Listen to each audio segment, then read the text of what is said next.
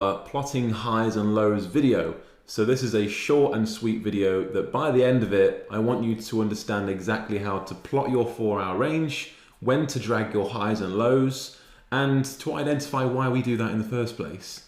Well, first of all, it gives us our directional bias. It gives us our dealing range and whether we're going to trade or wait for further confirmation when we have interactions.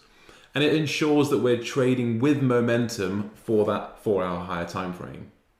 So let's go straight in and show you some chart examples. Okay, so we've got euro dollar up here, and let's just use bar replay in a random area. Let's maybe use this area. And this start of the process is really for those who are coming to the charts clean and obviously have no drawing tools on there at all. Especially for you beginners that are coming in to Evolution. You may not be a beginner to trading, but you'll be a beginner to this. And also when you're back testing, obviously you're going back in time to a previous data period, and you're not going to have your 4-hour range marked on there, so you're going to have to find where it is.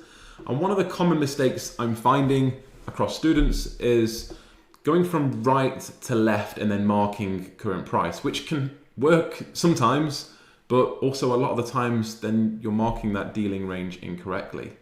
What we need to do is work from left to right and find an area that's really obvious, because obviously we can keep going inevitably, but what we want to do is find an area like this high here, which clearly took out all of the recent highs. So this must be our highest point at some stage. And then trail back from there using the fractals indicator. Where is the most recent fractal low? It's there. So forget about what happened since. Let's just find a really defined area that makes it just really easy for us to say, okay, there is the low, there is the high. And just use a fib retracement tool that has the external lines. You don't need anything between for that. You can use 2 ray lines, but this means you're dragging twice as much, right? Now, we have this as a dealing range. That's not our current dealing range, that's just the area that we decided to start.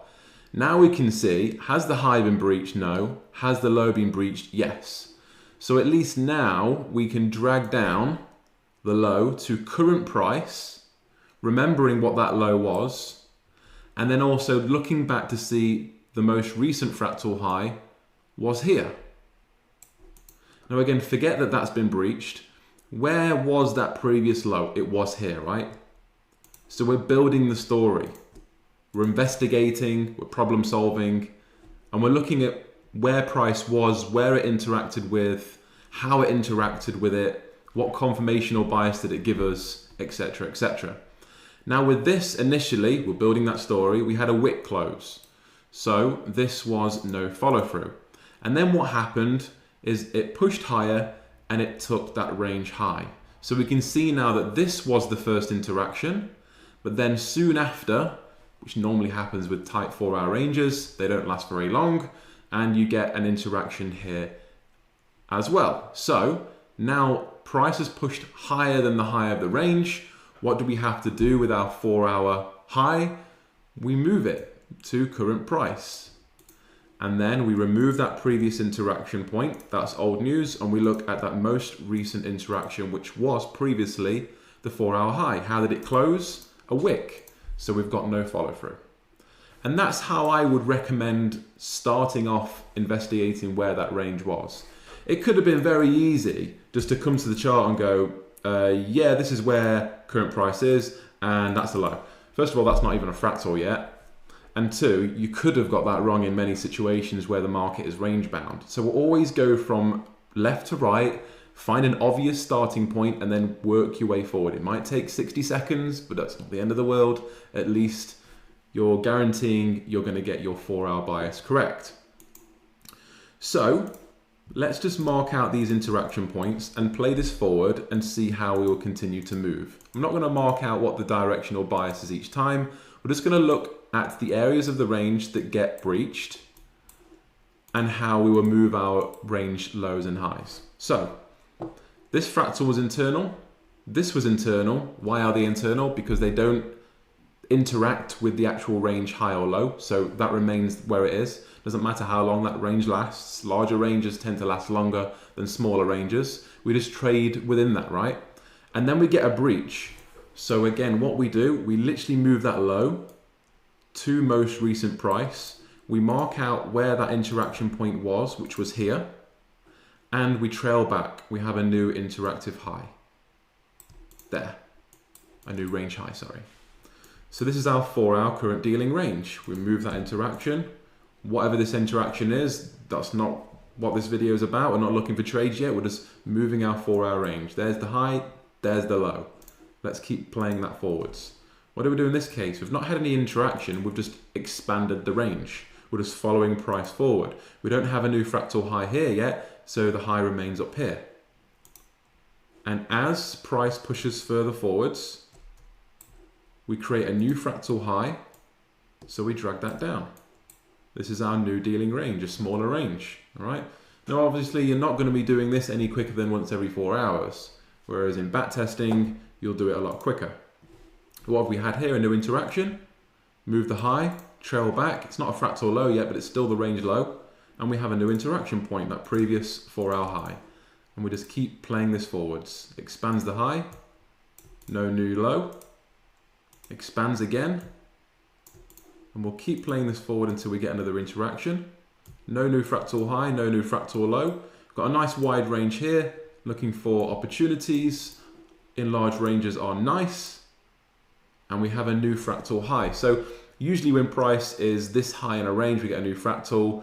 A lot of time we'll see an interaction up here. It might not, it might just pull back, of course, but just being mindful of that, knowing that it doesn't have to break the low down here. If we do get an interaction up here, we want to see whether it's going to print a new fractal low and how that's going to affect our 4-hour range. So with this one, just zoom in, don't think it interacts with. It doesn't, stays within. So our 4-hour range remains. Another new fractal forms, but that's internal. An internal fractal here, so don't confuse yourself with this sweep here thinking that's the new range. This high was never broken. So we keep the range where it is. We're still playing within this range. And that low here was internal. So we're not touching that either. Yes, it's liquidity, but we trade external liquidity only on the 4-hour because it holds more weight. Is it going to take the low? It does. Like I say, larger ranges tend to last longer, which is a good thing. More opportunity. So that breaks lower than the range. We have a new interaction point, which is where that range previously was. And we trail back and see, yes, we have a new fractal form. It's the most recent always. So we're now here, right? Don't worry about what the interaction was. That's in another video. Let's just keep playing forwards a few more scenarios and just make sure you've got this. Doesn't breach the low. We're still contained. These fractals are internal until we get a solid external range breach, which we do get here. So what do? We move our range low to current price because it breaches the low. We mark out what that interaction was, which was now here, and we trail back and move our range high to the most recent high. So you should be getting it now. Again, no new fractals formed down here, expanding that range, but we do have a new fractal high. So being wary of trailing that high down in a bearish market or trailing the low up in a bullish market. So are we going to breach the low? Yes, we do. But here we've had no new fractal form yet. We'd need one more lower candle for that. A new interaction point though, so you'd ignore that previous one and utilizing the current. The range high stays there. That's the most recent fractal high. And after that second candle, we print a new fractal high. So we move that range low down. I'm just following price. Clearly a bearish market. Sells in premium would be pro bias, would hold a slightly higher strike rate than counter trend moves. Just expanding that. Now a smaller range, probably not going to last as long as larger ones. This is all internal, remember. Breaks the low again. That's why I say sells in premium are pro directional bias. It's pro trend as well, you can see, which is why it holds a higher strike rate. You can still counter trend, for more opportunity over a large enough sample of size, not 1 day, 1 week, or 1 month necessarily, but over 6 to 12 months and beyond, you will have more gain, but your strike rate will be lower. So we've had a new interaction point here. Trail back, we've got a new fractal high. This is our current 4-hour dealing range. Let's play it forward. Expands lower, new fractal high forms. And we never know exactly what's going to happen, right? Which is why we have these mechanical rules. Breaks the low again. Forms a new fractal high. We have a new interaction with the previous low. Whatever gives us our directional bias, a very small range, probably won't be lasting very long, but it expands lower now. Widening that 4-hour range. Again, pro-directional bias, looking for sells, would play out. See no fractal low here? So that's not an interaction. We just expand that range. No new fractal high form. We keep it where it is.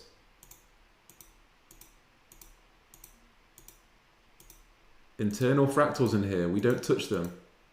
It has to breach the external low or high for us to change our bias. Breaks the low again. So we drag the low down. We note where that previous interaction was. However that candle formed, that will give us our directional bias. And we'll cover that on the directional bias video. And a new most recent fractal high has formed. So dragging that range down. Again, this is internal for now. And now a new breach. New interaction point, new fractal high. And the more you practice this, the more this will become second nature. Let's just do a few more ticks. That's just expanding that range. New fractal low now. So if we break the low, we have a new 4-hour range. If we take the high, we have a new 4-hour range. Anything inside of this is internal. There we go. And we'll keep it at this for our chart examples. So that really should give you a great example of how to start your 4-hour range, how to plot your highs and lows, what indicators and what draw tools I would recommend using, and to go and back test this and make sure you're doing it correctly. Remember, go from left to right, not right to left. That will really help significantly. Now I'd recommend moving on to the directional bias video, so you know when we get those interactions, what candlestick formations to actually look out for, and then how to be on the right side of the market.